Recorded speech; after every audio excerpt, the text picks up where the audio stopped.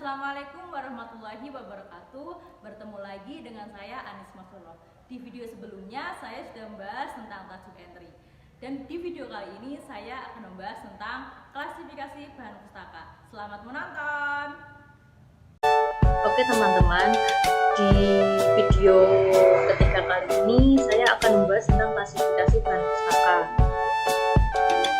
Pada pembahasan ini ada 5 poin utama. Yang pertama yaitu pengertian klasifikasi, yang kedua ada macam-macam sistem klasifikasi, yang ketiga ada fungsi klasifikasi, yang keempat ada tujuan klasifikasi, dan yang terakhir ada tahap sebelum melakukan klasifikasi.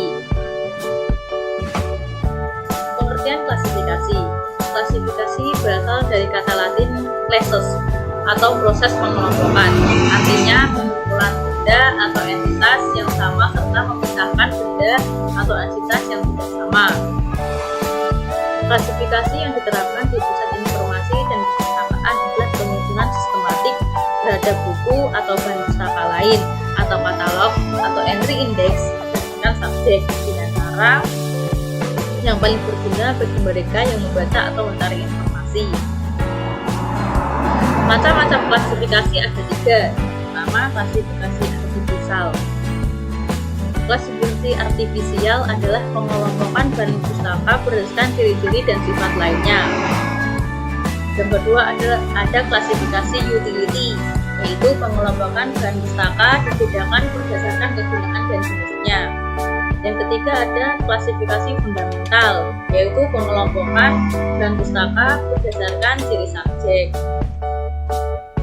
Adapun fungsi klasifikasi yaitu sebagai tata penyusunan buku di jajaran rak, serta sebagai sarana penyusunan entry bibliografis pada katalog, bibliografi, dan indeks dalam batas urutan yang sistematis. Tujuan klasifikasi ada 3 poin. Yang pertama yaitu menghasilkan urutan yang berguna. Pada Universitas Sumatera Utara, tujuan utama dari klasifikasi adalah menghasilkan urutan atau susunan bahan pustaka yang berguna bagi peserta perpustakaan maupun pemakai perpustakaan. Yang kedua yaitu penempatan yang tepat bahan pustaka diperlukan dipakai. Pustaka yang diinginkan untuk ditemukan serta mudah dikembalikan oleh petugas ke tempat yang sesuai. Yang ketiga yaitu penyusunan mekanis bahan pustaka baru mudah disebutkan di antara bahan pustaka yang bisa dimiliki. Demikian pula penarikan bahan pustaka karena dipendam tidak akan mengganggu susunan bahan pustaka yang ingin dijajarkan. Tahapan sebelum melakukan klasifikasi. Dalam mengklasifikasi bahan pustaka, tahap awal yang harus dilakukan adalah melakukan analisis subjek, yaitu mengkaji untuk mengetahui mengenai apa, tentang apa bahan perpustakaan tersebut. Kegiatan analisis subjek ini merupakan hal yang sangat prinsip dan memerlukan kemampuan intelektual serta pengalaman, karena di tahap inilah ditentukan pada subjek apa suatu bahan perpustakaan ditentukan.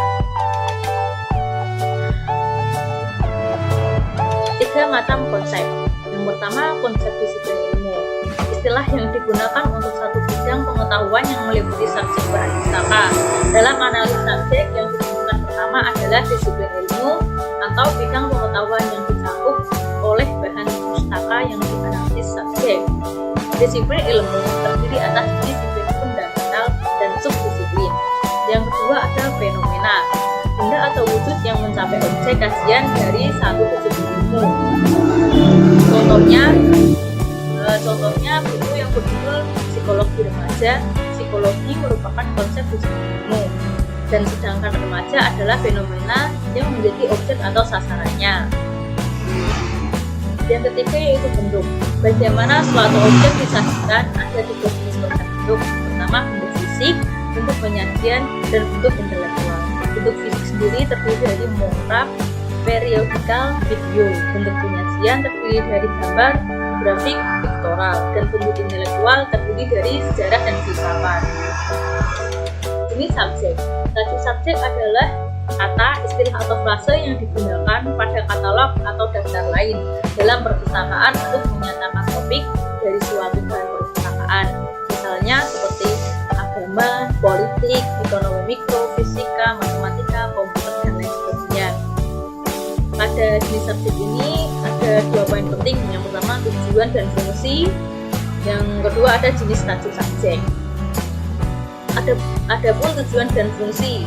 Nah, tujuannya dalam menentukan tajuk subjek adalah menyusun topik dari semua bahan perpustakaan di bawah satu kata, istilah atau frase, sehingga bahan perpustakaan yang mempunyai topik yang sama akan tersusun ke dalam satu kata, istilah atau satu frase. Sedangkan fungsinya adalah untuk membantu pemustaka dalam mencari bahan perpustakaan dalam satu topik atau disiplin ilmu tertentu. Jenis tajuk subjek. Jenis tajuk subjek yang pertama yaitu subjek dasar, terdiri dari satu disiplin atau subdisiplin.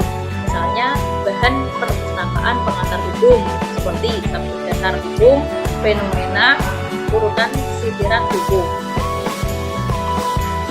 Yang kedua ada subjek sederhana, terdiri hanya satu faset yang berasal dari satu subjek dasar. Misalnya bahan perpustakaan ekonomi pertanian. Subjek majemuk terdiri dari subjek dasar disertai fokus-fokus dari 2 atau lebih faset. Misalnya kurikulum sekolah dengan atas. Yang keempat ada subjek kompleks, bila ada 2 atau lebih subjek dasar berinteraksi, misalnya mahasiswa dan politik. Lalu ada divisi. Divisi adalah kepanjangan dari Dewey Decimal Classification. Ketika analis subjek telah dilakukan, langkah selanjutnya adalah menerjemahkan hasil analisis tersebut ke dalam bahasa indeks yang menentukan nomor kelas dan nomor divisi. Pada bab divisi ini akan dibahas 3 poin. Yang pertama ada apa itu divisi, kelebihan divisi dan kekurangan divisi. Divisi adalah alat organisasi pengetahuan umum yang terus direvisi untuk mengikuti pengetahuan. Sistem ini disusun oleh Melville Dewey pada tahun 1873 dan pertama kali diterbitkan pada tahun 1876. Unsur-unsur yang harus ada dalam divisi. Pertama ada sistematika, yang kedua ada notasi, yang ketiga ada indeks relatif, yang keempat ada tabel pembantu. Adapun kekurangan dan kelebihan divisi. Kelebihan divisi yang pertama adalah divisi merupakan sistem yang cara kerjanya praktis dan merupakan bagian klasifikasi yang paling banyak digunakan di dunia, termasuk Indonesia juga. Yang kedua yaitu divisi menggunakan lokasi yang gampang. Yang ketiga, revisi yang dilakukan secara berkala dengan interval yang teratur menjamin kepastian dari bahan klasifikasi Dewey.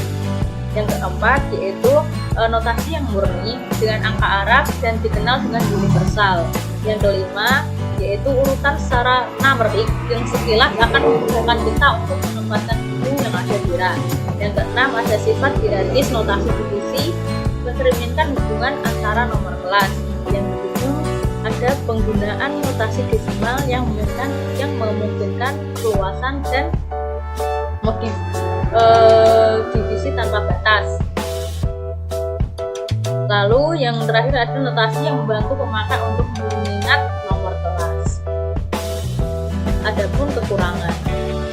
Yang pertama yaitu klasifikasi Dewey terlalu mengarah pada sifat Anglo-Saxon serta Kristiani. Yang kedua yaitu penempatan beberapa subjek tertentu yang terus dipermasalahkan.